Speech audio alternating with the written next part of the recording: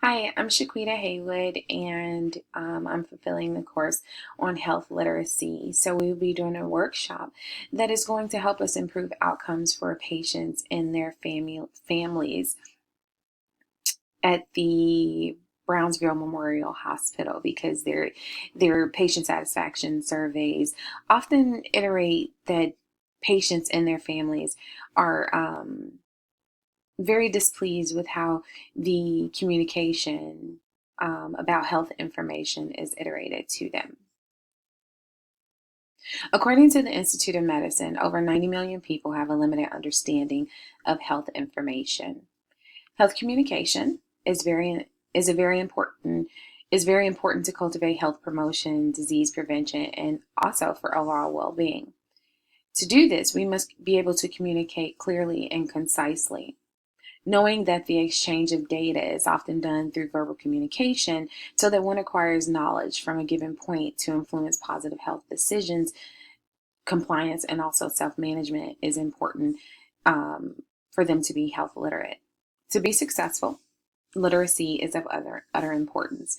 The Healthy People 2020 has adopted policies, goals, and objectives to enhance outcomes for persons at risk for compromised outcomes. What is health literacy? Health literacy is the extent of proper communication among all persons that enhances their ability to find, understand, and use health information so that they can make educated choices about their care. It includes reading, arithmetic, which is basic math, analyzing so that they're able to work through problems, and asking questions for clarification. These elements assist one in making an informed decision about their care. People who are at risk for health literacy challenges are does not have a specificity on ethnicity, race, or culture. Health literacy is definitely has an equal opportunity effect. Studies show that older persons over the age 65 are more susceptible to health literacy challenges, as many older persons have more comorbidities, which often require them to understand various ailments and disease processes and how those ailments and disease processes affect them. Take, for example, diabetes. Not all patients understand that diabetes affects every organ of the body. It affects the heart, it affects circulation and also healing. So if you get a cut on your foot, a diabetic, the healing may be a bit slow, especially if you have compromised sugar levels at all times or most of the time. They are also at an increased risk, older persons are, for having not only physical impairments, but limited cognitive function as well. This makes it difficult for them to read, understand, and apply health information appropriately. In addition, the American Public Health Association examined various studies that indicated minorities, normally Blacks and Hispanics, display reading and comprehension barriers. Hispanics display a language barrier more than 20% in the U.S. population. This limited linguistic barrier um, is so profound in Hispanics that 20% of the U.S. population that were surveyed said that they don't seek health care because they can't speak English. So, looking at cultural and linguistic barriers are of utter importance for these two groups. People in lower socioeconomic environments are also susceptible to impaired health literacy, as many that cultivate these areas have decreased education, limited to no health insurance, decreased access to living wage employment, decreased access to health resources such as screening clinics for breast cancer or prostate cancer, or even for cervical cancers or um, any other cancers that are dominant in these vulnerable populations. According to the National Assessment of Adult Literacy, in conjunction with limited English proficiency, they also performed a study that comprised of their study participants reading a prosody, which is just a simple word form of words, usually put in a brochure or a pamphlet.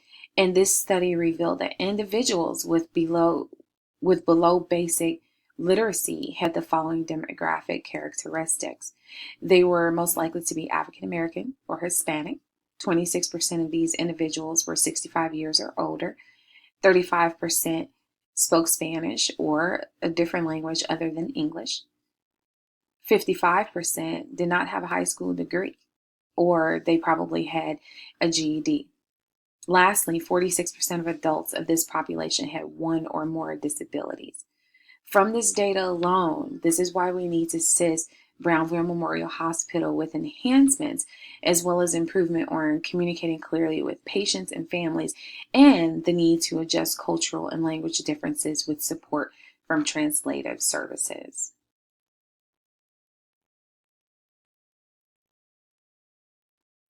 Two major concerns that we'll discuss is to communicate clearly. Communicating clearly is simply spoken word. You want to be able to ask questions and ask open-ended questions. Instead of saying, "Did you take your medicines?" which would elicit a yes or no, you can say, "Tell me when you take your medicines." This will open up the conversation. Addressing language and cultural barriers. Addressing language and cultural barriers is important because there are over 350 languages spoken in the United States alone, with less than 60% speaking the native English language. Of these persons, the majority are minority, not white, with limited literacy skills, as I stated earlier. The modern language of English, and knowing that all encounters with patients or families will speak English, it is important to incorporate the assistive qualified personnel that would be needed to share that mostly would share the same language and can speak to the patient and the family in the dialect that they understand. We want to also look at cultural aspects. A lot of times in a lot of families, there's a matriarch or a patriarch that has sent down norms and rights with the family. And these are the people that you want to include in the care, because these are well-endowed persons and well-respected persons of the family. So in the next slide, we will examine ways to communicate more effectively with our patient and families to help eliminate negative patient satisfaction rates and enhance our rates through clear communication and how to use strategies when language barriers are present. Please make sure that you have a pen and pad and write down any pertinent information that will help you to better communicate with your patients and their family members. You can also take this information and role play with a family member or with a colleague.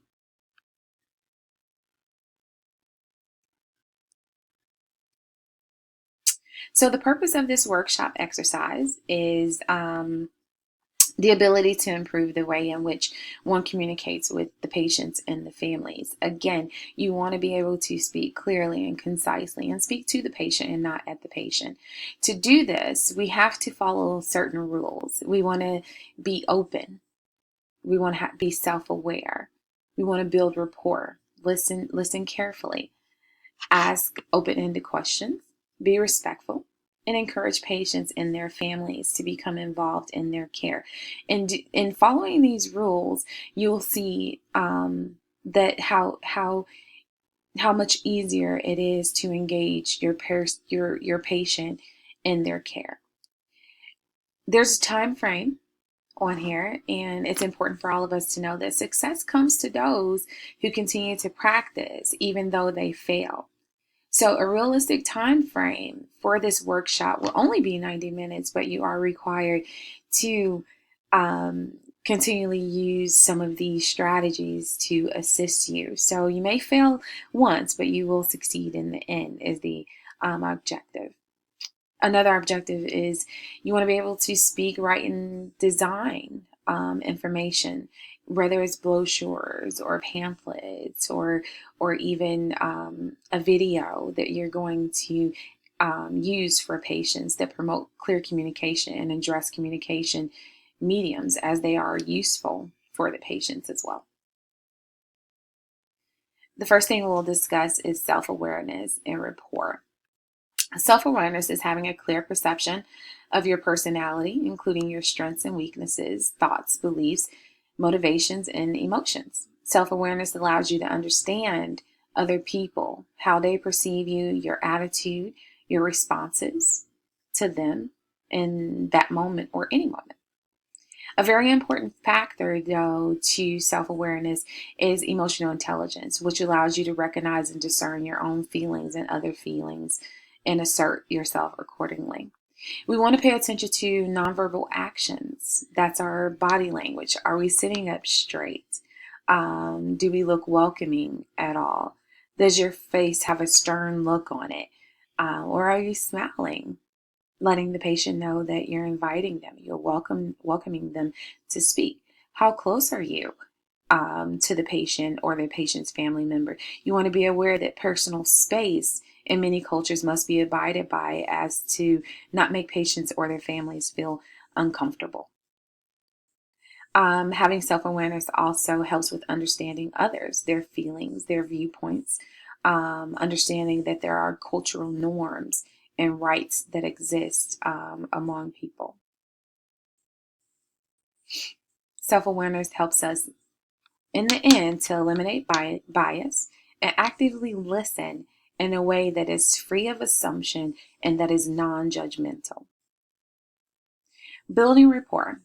Building rapport is an effective encounter that is important to build a relationship. That clinician-patient interaction is usually very brief. It only takes about 1 minute. And building rapport will assist in reducing patient anxiety. It'll identify areas for improvement, such as understanding disease processes. What's your knowledge of this ailment? What interventions or what implementations you can use? Ultimately, these two, self-awareness and rapport, assist patients to have the willingness to participate with caregivers and also at a multidisciplinary level to promote their health and well-being. We will now move to performing effective ways to communicate. Ways to communicate and its effects should be that of plain language and everyday words that are clear, concise, and easy to understand. Something as simple as eliciting one's name would be best as not to say, "What's your name?" but by saying, "Tell me your first and last name." Speaking clearly requires one to greet patients accordingly. "Hello, how are you?" Make eye contact, but be very careful because some cultures, such as Asian and African cultures, staring at them long periods of time, looking in the eye, can often be very disrespectful. And for women, it can make them very uncomfortable when the opposite sex is looking at them in the eye. So we want to be careful about our eye contact because we do not want to connotate aggression or confrontation. Another way of speaking clearly is speaking slowly and speaking to the patient and not at the patient.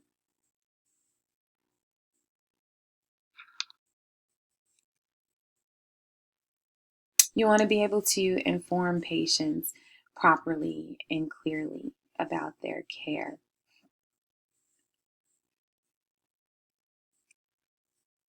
Using simple words, symbols, pictures, charts, or diagrams are also important. Using simple words such as if someone has an acute cold, um, not using acute, but probably saying lasting a short period of time would be more applicable than the word acute. Also saying are you compliant with your medications, or were you able to complete your medications would be a little bit better. Another one is if someone has a chronic ailment such as diabetes, you want to say this is this disease will last a long time. Additionally, you want to ask questions, and asking questions open-ended will elicit information, and you'll also gain clarification on what the preferences are of the patient and